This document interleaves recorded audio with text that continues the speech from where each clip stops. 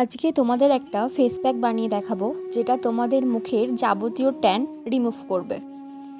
এটা কিভাবে বানাতে হয় দেখো। প্রথমে 1 চামচ হলুদ একটা বাটিতে নিয়ে সেটাকে ড্রাই রোস্ট করব। সেটা রোস্ট করা হয়ে গেলে আমরা সেটাতে 2 চামচ মধু মেশাবো এবং সামান্য জল দেব।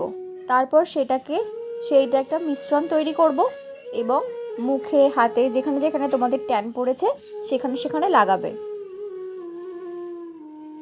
আমি এখানে হাতে করেই লাগিয়েছি, তোমরা ব্রাশের দ্বারাও লাগাতে পারো, তাতে কোনো অসুবিধা নেই।